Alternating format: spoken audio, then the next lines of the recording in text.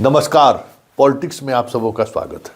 और आज हम पॉलिटिक्स में बिहार की उस पॉलिटिक्स की चर्चा करने जा रहे हैं जिस पॉलिटिक्स के सहारे अब जदयू में आरसीपी की वापसी को लेकर खुलकर विरोध शुरू हो गया। और इस विरोध की शुरुआत ललन सिंह ने की है। और ललन सिंह ने जिस अंदाज में अपनी बातों को रखा है, ऐसे में यह तय हो गया है कि आरसीपी को लेकर अब आने वाले समय में जदयू में आर पार की लड़ाई हो सकती है। वैसे कोशिश तो चल रही है। एक बड़ा धरा है जो आरसीपी को लाना चाहता है, वो धरा है लवकुश में जो कुश है, पटना के जो आसपास के रहने वाले जो कुर्मी बिरादरी के लोग हैं या कुर्मी की जो पॉलिटिक्स करने वाले लोग हैं, पटेल छात्रावास से जुड़े हुए जो राजनीति करने वाले लोग हैं, उनकी कोशिश है कि आरसीपी की वापसी हो जाए। और उसको लिए तरह तरह की चीज़ें चलाई जाती है कि भाई निशांत चाहता है कि आरसीपी आ जाए। ये सारी चीज़ें चल रही थी। इस बीच श्रवण कुमार का संजय झा से मुलाकात होती है, मनीष वर्मा की संजय झा से मुलाकात होती है। तो कहीं न कहीं ये चीज़ें भले ही आधिकारिक तौर पर कोई बोल नहीं रहे थे, लेकिन लग रहा था कि कुछ चीज़ें चल रही हैं। लेकिन आज ललन सिंह ने जिस तरीके से अपनी बातों को रखा है, ऐसे में ये साफ हो गया कि अब आरसीपी को लेकर जदयू के अंदर में ऑल इज नॉट वेल है। ऐसे में नीतीश किस हद तक जाकर फैसला लेते हैं ये तो आने वाला वक्त बताएगा। लेकिन ललन सिंह के चाहने और नहीं चाहने का अगर जदयू की राजनीति की अगर बात करें तो पिछली बार अरुण कुमार भी आ रहे थे और उनके आने को लेकर पूरी तैयारी भी हो चुकी थी, पोस्टर पंपलेट भी छप गया था। लेकिन अचानक एक दिन पहले उसको रोक दिया गया था। उस समय में भी ये चर्चा हुई थी कि इसके पीछे ललन सिंह की भूमिका है। लेकिन चंद महीने के अंदर ही अरुण कुमार की वापसी हुई।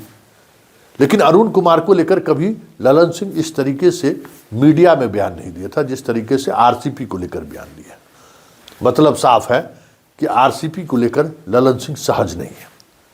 ऐसे में सवाल उठना लाजमी है कि आखिर आरसीपी को लेकर किस तरीके का दबाव पार्टी के सीनियर लीडर पर है और जो दबाव बनाने की कोशिश हो रही है कि भाई आरसीपी जब साथ थे तो उन्होंने क्या किया। चर्चा करेंगे कि किसने क्या किया है नीतीश कुमार पर को लेकर, चर्चा ये भी होगी। लेकिन पहले ज़रा सुन लीजिए कि आज ललन सिंह ने कहा क्या है।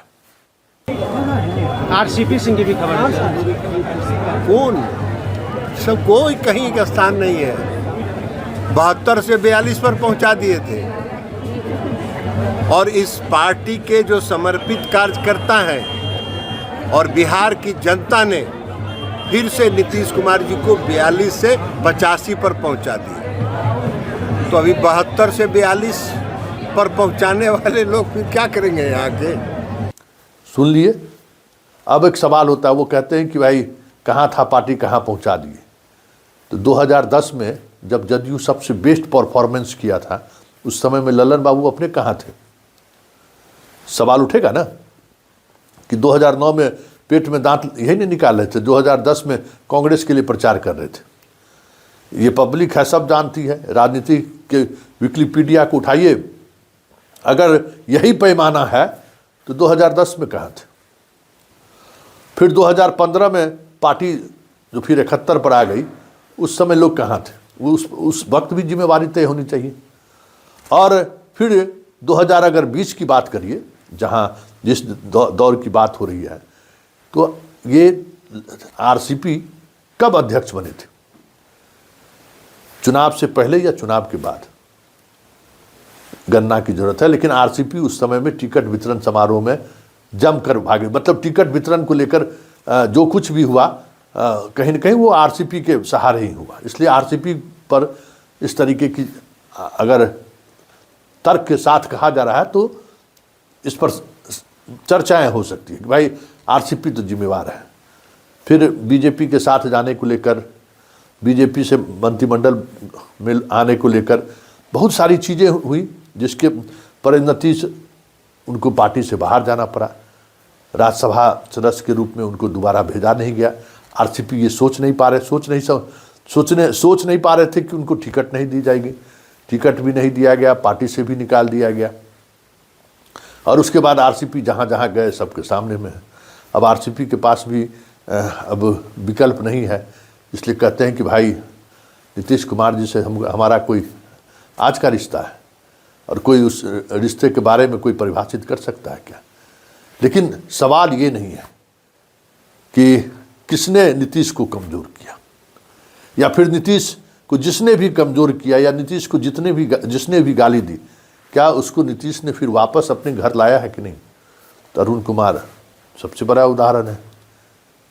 लेकिन ललन सिंह के इस तरीके से सार्वजनिक तौर पर विरोध करने का मतलब क्या है।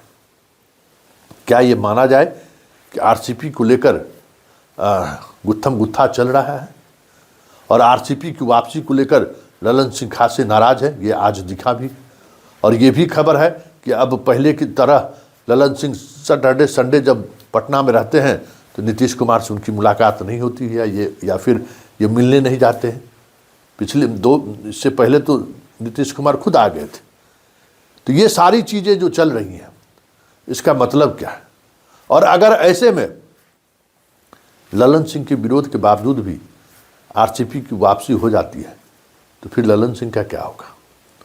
क्योंकि ललन सिंह ने जिस तरीके से आज बयान दिया है, ये तो तय हो गया कि अब तो इस पार्टी में अगर आरसीपी की वापसी हुई तो ललन की विदाई तय है।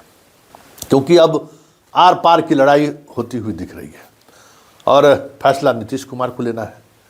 तो इन तमाम परिस्थितियों में नीतीश कुमार क्या फैसला लेते हैं, इसी पर सब कुछ निर्भर करेगा। मतलब आरसीपी का भविष्य और ललन सिंह का भविष्य, अब दोनों के भविष्य के बीच नीतीश कुमार खड़े हैं। और ये देखना अब सबों के लिए दिलचस्प होगा कि नीतीश कुमार अपने सबसे पुराने साथी ललन सिंह के साथ खड़े होते हैं, या फिर अपने उस कार्यकाल में जब वो सांसद बन गए, उस दौर से मंत्री बन गए, उस दौर से लंबे अवधि तक साथ रहे, आरसीपी के साथ खड़े होते। क्योंकि ललन सिंह ने ये बयान देकर कहीं न कहीं उस विवाद की शुरुआत कर दी है, जिस विवाद से नीतीश कुमार अक्सर बचते रहे। अब देखिए आगे आगे होता है क्या।